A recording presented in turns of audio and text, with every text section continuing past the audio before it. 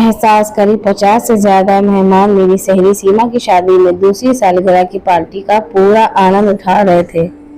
मैंने फ्रेश होने की जरूरत महसूस करी तो हॉल में बनी सीढ़ियां चढ़कर पहली मंजिल पर बने गेस्ट रूम में आ गई। मैं बाथरूम में घुस पाती उससे पहले ही रवि ने तेजी से कमरे में प्रवेश कर मुझे पीछे से अपनी बाहों में भर लिया। मैं बड़ी कठिनाई से अपनी चीख दबा पाई। बड़ी देर के इंतजार कर रहा था। इस मौके का स्वीटहार्ट कितना सुंदर हो तुम, शिखा बड़ी गर्मा गर्म सांसें छोड़ते हुए उसने मेरी गर्दन पर छोटे छोटे चुंबन अंकित करने शुरू कर दिए। उस पर स्पर्श बड़ा उत्तेजक था। अपनी भावनाओं को नियंत्रण में रखते हुए मैंने उसे झपट लिया। पागल हो गया क्यों? क्या कोई देख लेगा तो गजब हो जाएगा। छोड़ो मुझे। कहाँ कब मिलोगे जहाँ कोई देखने वाला नहीं होगा? तुम जाओ यहाँ से। कुछ सहज होकर मैं मुस्कुरा उठी। पहले अकेले में मिलने का पक्का वादा करो। ऐसी कोई जगह नहीं है जहाँ हम अकेले मिल सके। बिल्कुल है। कहाँ? मेरे मुंह से अपने आप निकल गया। मेरे घर वालों परसों शहर से बाजार जा रहे हैं। पूरा दिन घर खाली रहेगा। तुम किसी भी तरह मुझसे मिलने आना ही पड़ेगा।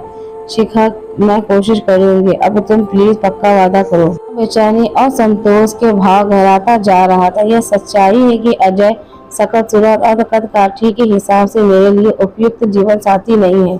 फूल की बंगल में लंगूर कोई कुछ चोंच के अनार के किलो जैसी व्यक्ति कई बार बाहर घूमते हुए हमारे कानों में पड़ते रहते हैं।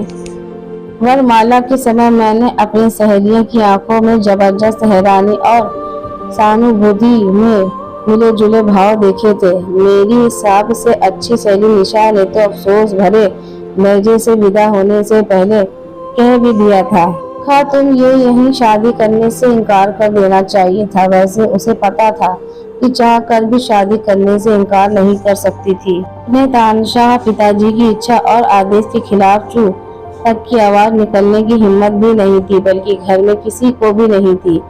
उन्हीं के डर के कारण मैंने कभी किसी लड़के को अपने करीब आने नहीं दिया था। आकर्षक युवकों ने मेरा दिल जीतने का पहल करी थी, पर पापा के भय के चलते मैंने किसी से भी निकटता बढ़ाते नहीं दी थी। कॉलेज में सबसे खूबसूरत लड़की को वो सब शताब्दी युवक नसीबियत मानने लगे थे। मेरे सपने बड़े रोमांटिक होते, पर असलियत में मैं किसी युवक के साथ अकेले में बात करते हुए भी हाथ पैर पापा के गुस्से की कल्पना कर फूलने लगती थी। अजय की नौकरी बहुत अच्छी थी। अपनी बेटी को इज्जतदार घर में बहू बनाने का फैसला पापा ने अकेले ही ले लिया था। अजय की सकल सूरत को छोड़कर सब कुछ बहुत अच्छा था। पापा के फैसले का विरोध कोई नहीं कर सकता था। 10 महीने पहले ही अजय की दुल्हन बनकर ससुराल आई थी।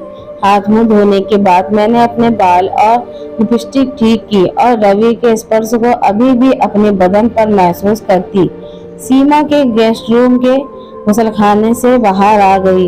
गुसलखाने का दरवाजा खोलकर मैं कमरे के दरवाजे की तरफ बढ़ी तो अचानक मेरा ध्यान कमरे की से सीढ़ी बालकनी की तरफ गया। जब मैं अंदर आई थी भी बालकनी के खुलने वाला दरवाजा खुला था। यह मुझे याद आ गया कि लेकिन इस बार मैंने उस तरफ देखा तो वही बालकनी में अपने पति को खड़ा पाया। अजय की पीठ मेरी तरफ थी। मुझे पता नहीं था कि वे कब से वहां मौजूद है। वैसे जब मैं हॉल में यहाँ गेस्ट रूम में करीब 10 मिनट पहले आई थी तब मैंने उन्हें हॉल में नहीं देखा था। क्या रवि और मुझे उन्होंने कमरे में साथ साथ देखा है? नहीं, मेरे मन तो बस यही एक सवाल हड़कंप सा मचाया जा रहा था। मेरे नजरें सीढ़ी की तरफ बराबर उठ जाती। अजय के हाव भाव देखने को मेरा मन बेचैन होने के साथ साथ अजीब सा डर भी महसूस कर रहा था। तभी रवि को अपनी तरफ बढ़ते देखकर मैंने अपना मुंह फेर लिया। उसने पास आकर मुझसे कुछ कहने को मुंह खोला ही था कि मैंने दबे पर गुस्से से कांपते स्वर के कहा, मुझे से दूर रहो तुम। नीचे आते देखा उन्होंने गर्दन घुमाकर मुझे ढूंढा और मेरी तरफ बढ़े चले। वे मुझसे देखकर मुस्कुराए नहीं तो मेरा मन बैठ सा गया। अपराध बोध की एक तेज लहर मेरे अंदर उठकर मुझे जबरदस्त डर और तनाव का शिकार बना गई। तुमने खाना खा लिया है? अजय ने पास आकर सुस्त और सबर में पूछा। नहीं, मैंने उनके मुरझाए चेहरे की तरफ बड़ी कठिनाई से ही देख पा रही थी। तुम जल्दी से खाना खा लो, फिर घर चलेंगे। आपकी तबीयत ठीक है ना? क्या इस सवाल को पूछते हुए मेरी जान फूंक हो रही थी। सिर में तेज दर्द है, मैं कुछ नहीं खाऊंगा, कहकर वे थके से मेरे पास से हटे और कोने में पड़ी एक कुर्सी पर आंखें मूंद कर बैठ गए। मैंने नाम के लिए अपनी प्लेट में थोड़ा सा खाना परोसा, वह भी मेरे गले से नीचे नहीं उतरा।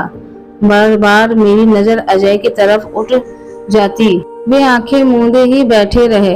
उनके मन में क्या चल रहा था यह जानने को मैं मरी जा रही थी, पर सवाल कुछ पूछकर उनके मनोभावों को जानने की हिम्मत मुझ में बिल्कुल नहीं थी। हम दोनों करीब पौने घंटे बाद सीमा और नीरज से विदा लेकर घर लौट आए। मेरे खराब मूड को पहचान कर रवि मेरे निकट नहीं आया तो मैंने मन ही मन बड़ी राहत महसूस करी। अजय कपड़े बदलकर पलंग पर लेट गए थे। की रोशनी भी उन्होंने बुझा रखी थी।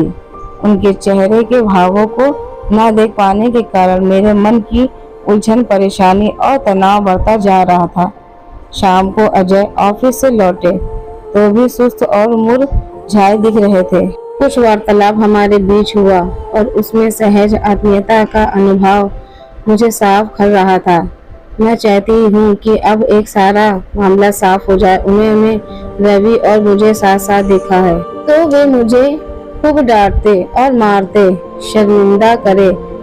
दूसरी तरफ वे अगर बालकनी के बाद में आए थे तो किसी तरह से यह बात तो मुझे मालूम पड़नी ही चाहिए। तब मैं पूरे आत्मविश्वास के साथ उनके संग अपने बंधन सहज और प्रेम पूर्वक बना लूंगी। इस मामले को लेकर बना सस्पेंस मुझे मारे जा रहा था। अजय की नजरों में मैं चरित्रहीन साबित हो चुकी हूँ। इस बात का अंदेशा भी मुझे हमारे शर्म के जमीन में गाड़े दे रहा था। रवि जैसे प्रेमी मेरे जीवन में कभी नहीं आएगा, यह सबक मैंने हमेशा के लिए सीख लिया है। ऐसे गलत कदम उठाना मेरे बस की बात नहीं है। मुझे एहसास हो चुका था कि अपने पति के नजरों में गिरकर जीना जीते जी नर्क भोगने जैसा है।